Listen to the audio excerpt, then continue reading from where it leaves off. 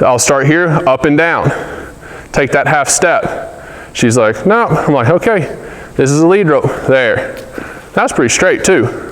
You know, we got to work on picking up the feet, but I'm not going to pick on her, guys. We're looking for everything about this. For a horse that has a little bit of anxiety, is a little too forward, or whatever the case may be, the more focused they get, the more relaxed they become.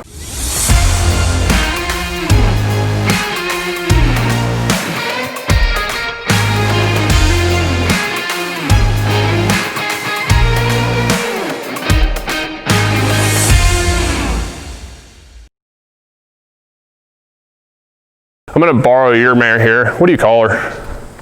Chica. Chica? Oh. Cheekers. Cheekers. All right, Chica. A little Hispanic name for the Arab.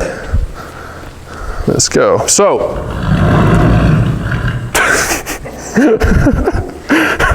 Chica takes center stage. So, what we're going to do with the backing up from a distance, hey, back up, is we're going to start standing out in front. This mare particularly kind of just follows a lot. And that's kind of what Kit was doing a second ago, is just really following.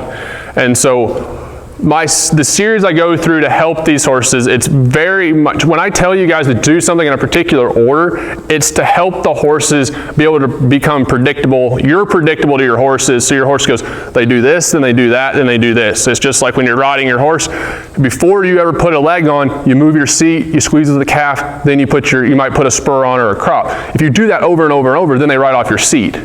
Right, but if you have this sporadic lack of consistency, it's hard for your horse to get in a rhythm and become really well broke, because they're not sure what the pattern is.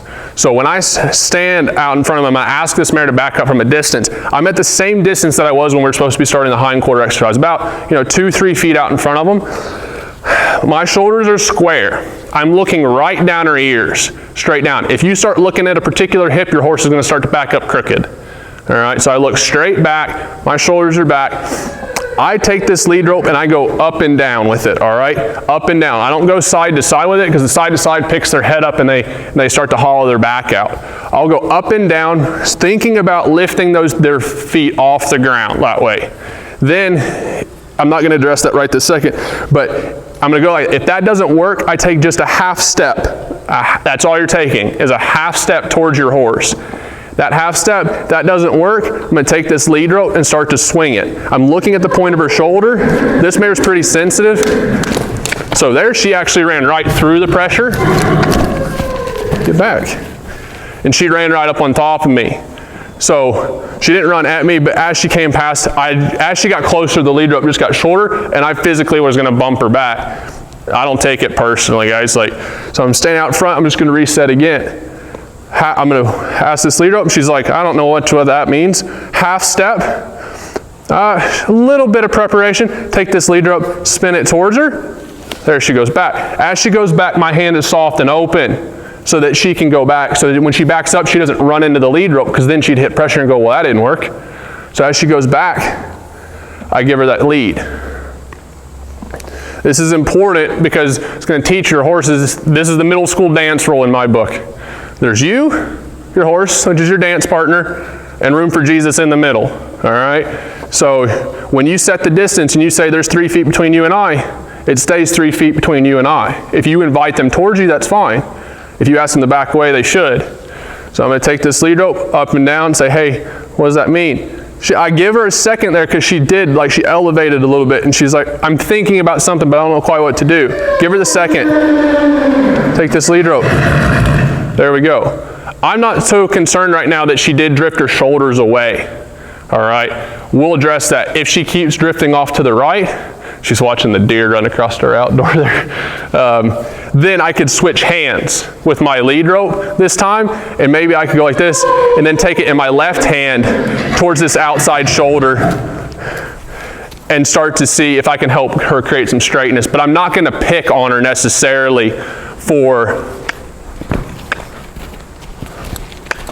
You guys see though, like when I'm just guiding these horses around, I'm not trying to physically really push them that much. I might have to take a physical hold, but it's a lot of energy, it's a lot of intention, it's where I'm looking. Like, I don't mind if a horse approaches me if they're doing it in a way that they're doing it in I hate to use the word respectful, but they're not coming up and just wild and charging into my space. Like her head was like right here and she's just like, hey, what are you doing? I'm like, whoa, whoa, whoa. Like, I like my personal space.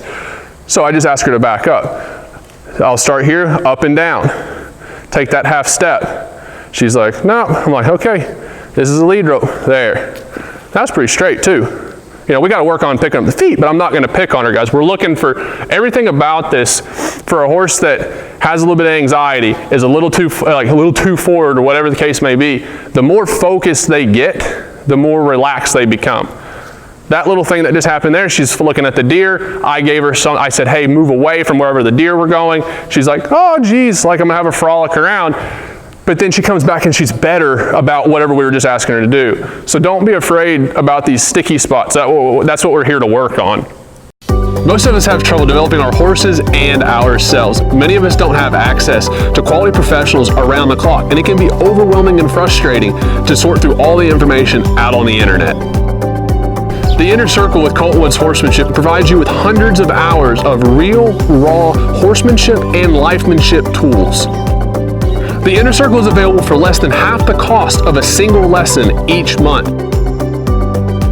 We want to cure the frustration and provide the answers that you and your horse have been looking for.